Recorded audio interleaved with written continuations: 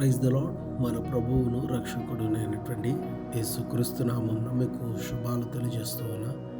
ఈరోజు దేవుని యొక్క వాక్యము కొరింథీయులకు రాసినటువంటి మొదటి పత్రిక 10వ అధ్యాయము 23వ వచనం.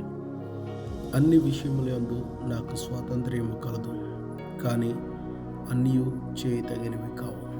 ప్రియమైనటువంటి సహోదరి సహోదర, అపోస్తుడైనటువంటి పౌలు గారు తన యొక్క ఆత్మీయ జీవితాన్ని కాపాడుకున్నట్టు కొరకై, తన ఆత్మీయ జీవితంలో పరిశుద్ధంగా నడిపించబడటం కొరకై, దేవునికి ఇష్టమైన వాడిగా జీవించడం కొరకై తను ఏ రీతిగా నడుచుకున్నాడో వాటిని మరలా తన అనుభవాలను సంఘాలకు నేర్పిస్తూ ఉన్నాడు.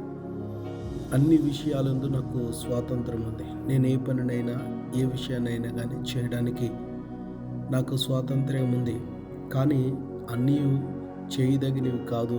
ప్రతిదీ కూడా నాకు క్షేమకరమైనది కాదు. నేను నడవలసినటువంటి మార్గం ఒక మార్గం ఉంది, నాకు ఆశీర్వాదకరమైనటువంటి మార్గం ఒకటి ఉంది, నాకు దీవెన కలుగు చేయే మార్గం ఒకటి ఉంది. ఆ మార్గంలోనే నేను నడిపించబడుతున్నాను. దానిలో నడవడానికి చేయకూడని కొన్ని వాటిని విడిచిపెట్టి నేను పవిత్రంగాను ప్రభు కొరకై నడిపించబడుతున్నానని సంఘానికి సాక్ష్యాన్ని తెలియజేస్తూ ఉన్నాడు. ఈరోజు ఈ వాక్యము ద్వారా దేవుడు మనతో మాట్లాడుచున్నటువంటి విషయమును బట్టి మన ఆత్మీయ జీవితాన్ని కూడా పరిశుద్ధంగాను, మన ఆత్మీయ జీవితాన్ని కూడా దేవునికి ఇష్టమైన రీతిగాను నడిపించుకుంటూ కొరకై లోక సంబంధమైనటువంటి ఆచారాలను కానీ, లోక సంబంధమైనటువంటి విషయాలను కానీ మన జీవితంలోకి అవకాశం ఇవ్వకుండా పరిశుద్ధులకు తగినట్టుగా మన జీవితాన్ని నడిపించుకుంటూ పరిశుద్ధముగాను, పరిశుద్ధమైనటువంటి క్రియలతోనూ, ప్రార్థనా జీవితంతోనూ మన జీవితాన్ని నడిపించుకున్నప్పుడు అది మనకు ఆశీర్వాదకరం. ఈ లోకంలో మానవునికి స్వేచ్ఛ ఉంది, కానీ ఆ స్వేచ్ఛతో చేసే ప్రతిదీ మానవుని జీవితానికి క్షేమకరమైనది కాదు, మానవుని జీవితానికి ఆశీర్వాదకరమైనది కాదు.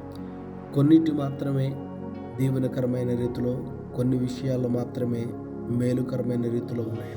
వాటిని గ్రహించుటకు దేవుని యొక్క వాక్యము, ఆ మార్గంలో నడిపించుటకు దేవుని యొక్క పరిశుద్ధాత్మ సహాయము మనకు కలుగుచున్నటువంటి సమయాల్లో దేవుని మాటలను బట్టి, దేవుని కార్యాలను బట్టి మన జీవితాలను ఆశీర్వాదకరంగా, దీవెనకరమైనటువంటి మార్గం నడిపించుకుందాం. అటు కృప ప్రభు మనకు అనుగ్రహించినట్టు